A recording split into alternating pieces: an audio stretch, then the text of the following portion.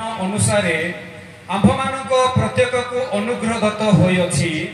एथि निमंते उक्त अछि से ऊर्ध्वरे आरोहण करी बंदी मानकु बंदी करी नेई गले आ मनुष्य मानकु नाना बर दान देले से आरोहण कले बोली कहले अर्थ कौन ना से मध्य निजस्थ पृथ्वी को अवतरण करिथिले जे अवतरण करिथिले से जेपरि समस्त विषय पूर्ण करती एथिपाई से मध्य समस्त स्वर्ग रो ऊर्ध्वस्थ को आरोहण कले। प्रभु यीशु ख्रीष्ट दानर परिमाण अनुसारे से प्रत्येक सेवकों को अनुग्रहर दान देइछथि एई दान देबा पाई से ऊर्ध्व को आरोहण कले। प्रभु लोक माने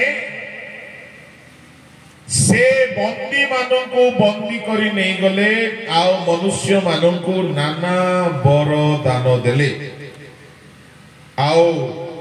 10 पदर लिखा अछि जे अवतरण करितले से जेपरि समस्त विषय पूर्ण करନ୍ତି एथिपाई से मध्य समस्त स्वर्गर ऊर्ध्व को आरोहण कले। एटा अलग कथा अछि तामाने प्रभु यीशु ख्रीष्ट अनेक स्वर्ग मध्य दे गले आउ समस्त स्वर्ग ठारू ऊर्ध्व को से आरोहण कले काहिकी बोली कहिले अनेक विषय को से पूर्ण करिबा पर काम बाकी थिला से कौन कौन पूर्ण कले ताहा म एबे कहिबी नाही आओ से जो आरोहण कले जदि से आरोहण कले कौन काम सब पूर्ण करिबा पाई तांकर एजेंडा थिला जदि यीशु समस्त स्वर्गर ऊर्ध्व को आरोहण करि नछते प्रभु को लोक माने टेम्पररी स्वर्ग 3टा अछि परमानेंट स्वर्ग 4टा अछि ए सबुर ऊर्ध्व को से आरोहण कले आउ जेतेबेले से ऊर्ध्व को आरोहण कले एब्री पुस्तक 4 अध्याय ताहार 12 पद टिके पढंतु।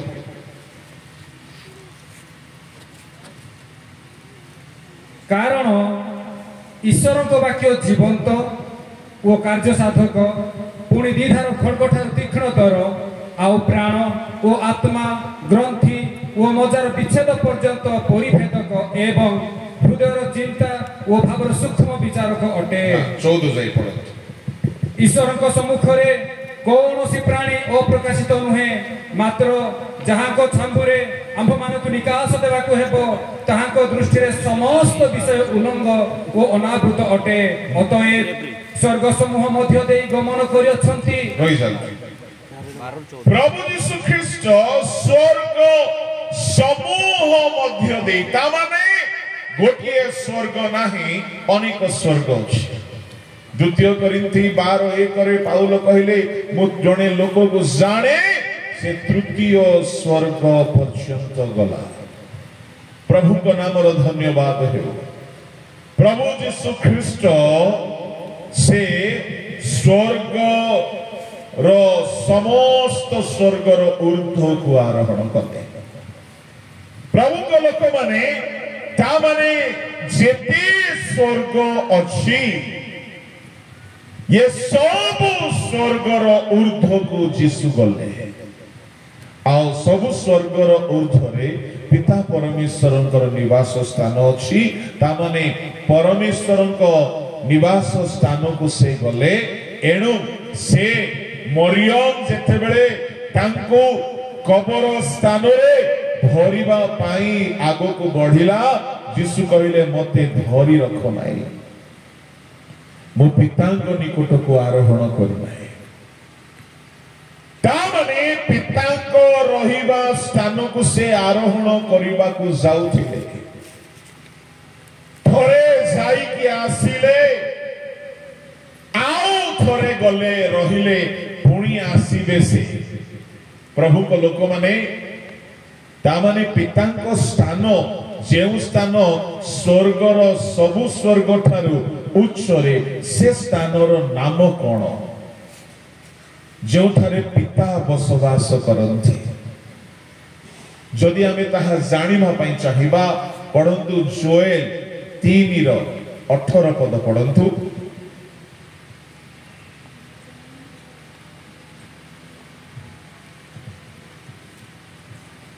17-18 मिसई की पढंतु तहिरे आम्भेते सदा प्रभु तुम्हानको परमेश्वर अटु ओ आपना पवित्र पर्वत सियोन रे वास करू एहा तुम्हे माने जानिबो तहिरे जेरुसलेम पवित्र हेबो ओ विदेशी माने तहि मध्य दे आउ गमना करिवे नाही ता माने सियोन रे परमेश्वर बसवास करंती आउ सियोन तीन भाग रे विभक्त होते गोटिए हेला स्वर्गर सियोन जहाँ प्रकाशित 14:1 लेखा अछि सियोन पर्वत उपरे 1,84,000 जेउ मानंको कपाल रे आउ जेउ मानंकर कपाल रे मेष शावकଙ୍କ नाम पिताଙ୍କ नाम लेखा अछि एइरा होछि स्वर्गर सबुठारु उच्च स्थान 48 गीतर 1-2 टिके पढंतु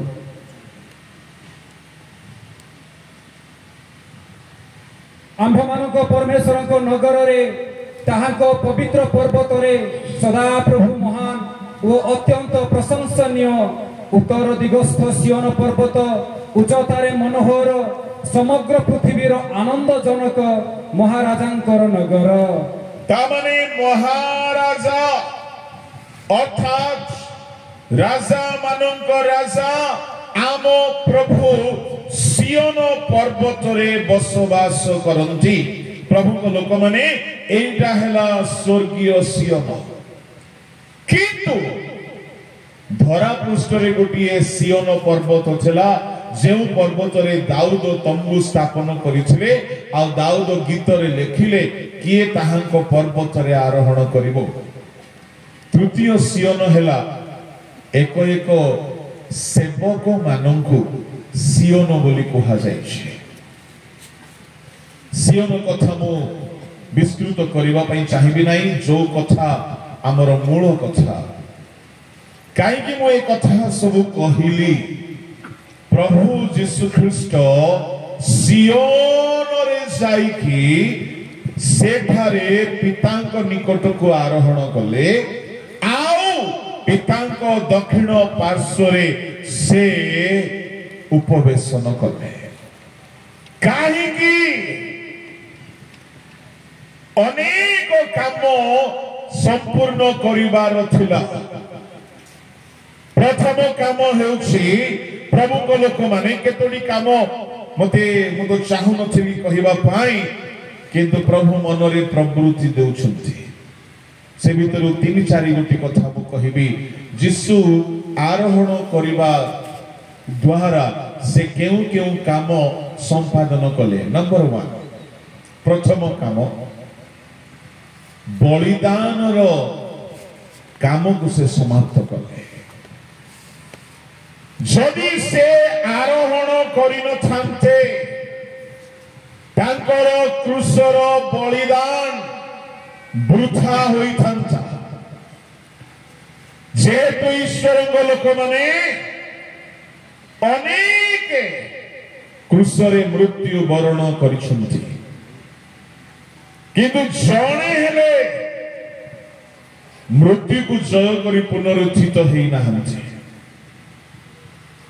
एनु प्रभु यीशु ख्रीष्ट जदि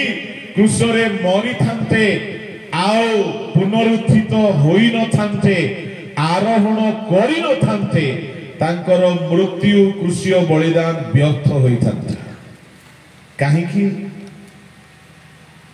जेहेतु अनेके मरिछन्ते सह सह देशद्रोही रोमियो शासक मानक द्वारा ताड़ित होई क्लेश भोग करे क्रूसरे मरिछंती। जीशु प्रथम व्यक्ति नुहंती क्रूसरे मरिबा। प्रभु को नाम धन्यवाद हे। आउ गोटे कथा मने रखिबे, क्रूसरे परित्राणर काम संपूर्ण होई नाही। एटा गोटे अति तात्पर्यपूर्ण सिद्धांत अटे। अनेके प्रचार करू करू कहि दियंती क्रूसरे बलिदान हैला आउ परित्राणर काम समाप्त हैला। जेहेतु